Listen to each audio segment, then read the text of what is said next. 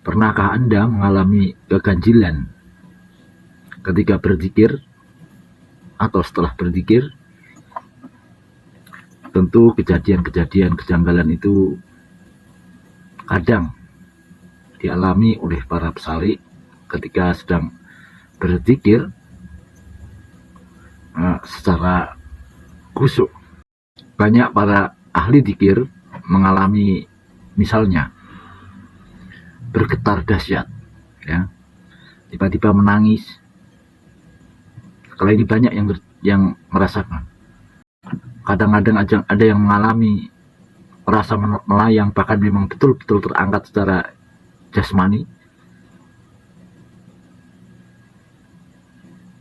Atau mungkin tasbihnya hilang, sajadah hilang, atau benda yang sering Anda pakai hilang, baju hilang, atau mungkin pecah ya tasbih itu, atau mungkin ada ledakan-ledakan, atau mungkin Anda merasa ada yang nyolek, merasa ada di sekitar kita ada yang mengawasi, atau menatap kita, atau belibet gitu, nah, dan lain sebagainya. Kejadian seperti ini tentu tidak sama maksudnya. Nah, misalnya begini, bagi para pengamal ilmu yang sedang menyebatinkan ilmu itu, yang untuk memasukkan ilmu itu di dalam badannya, tentu itu amalan itu mengundang qodam. Nah, apabila kejadian niat zikirnya adalah untuk suatu tujuan ilmu hikmah, untuk tujuan ilmu kanuragan, pengobatan atau apapun selain hanya untuk wusul kepada Allah, maka kemungkinan besar itu adalah qodam. Hanya jangan heran kalau nanti para pengamal ilmu hikmah ada yang pada tingkat ini, pada tingkat yang lebih tinggi tentu beda. Ada yang merasa Anda, teman Anda di tempat yang lain merasa melihat Anda misalnya. Ya seperti itu, qodam-qodam itu datang karena amalan Anda. Nah, tapi keadaan seperti itu tentu tidak sama untuk para salik yang tujuannya untuk usul ilallah. Karena tujuannya jelas, ilahi anta maksudi warido kamatlubi a'tini mahabbataka wa ma'rifataka. Jadi kalau para pengamal hakikat yang ingin usul kepada Allah, hal seperti itu dianggap celah dan gangguan. Maka dia tidak akan menghiraukan hal seperti ini, tidak akan takjub, dan dia tetap fokus karena yang ada hanya Allah, semuanya ditiadakan, termasuk dirinya. Itu semua nggak penting. Di situ bedanya.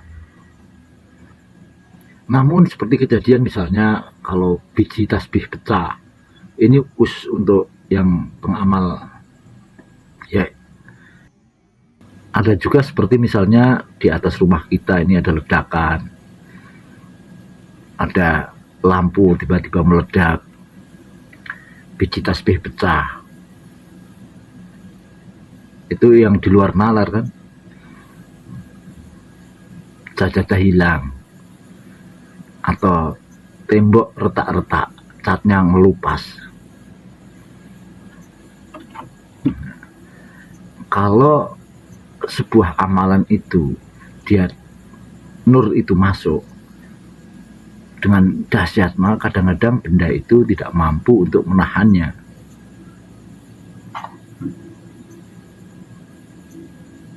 Maka hancur dia. Maka kalau dalam ilmu hikmah ada beberapa ilmu yang mensyaratkan ketika dia mau wirid, ketika wirid khusus tidak boleh di dalam rumah atau tidak boleh apalagi di dalam rumah itu ada orang yang hamil, karena karakternya karakter panas dan keras, akan merusak. Nah, ini wirid perang. Namun yang tujuan usul pun kadang-kadang itu terjadi seperti itu. Kalau yang lillahi ta'ala, yang niat usul kepada Allah itu, insya Allah dia tidak ada sifat merusaknya, kecuali itu sebuah godaan, serangan. Ada jin-jin yang mau merebut, jin-jin yang mau menggoda atau menggagalkan, karena sesungguhnya mereka itu terhisap, tersedot gitu. Ketika Anda wirid, maka makhluk-makhluk itu tersedot, terhisap ke dalam pusaran energi dari wiridmu itu. Kadang-kadang hewan datang mengelilingimu, burung-burung mengelilingimu, kupu-kupu, lebah, atau apapun, sesuai karakter wiridnya. Nah, bedanya itu, kalau ilmu hikmah akan cenderung dia ngulik di situ. Kalau orang yang tujuannya wusul ilallah, dia hanya mengharapkan ridha Allah untuk mahabbah, itu semua diabaikan karena dianggap sebagai godaan. Dia lurus hanya mencari ridha Allah, namun tetap saja mengalami pengalaman seperti itu. Nah, mungkin silahkan Anda cerita pengalaman Anda ketika Anda berwirid, baik dalam ilmu hikmah maupun wirid-wirid hakikat makrifat yang tujuan wusul ilallah. Tapi yang orang mau wusul ini biasanya enggan cerita, udah dewasa dia, dan itu menjadi aib yang tidak boleh diceritakan.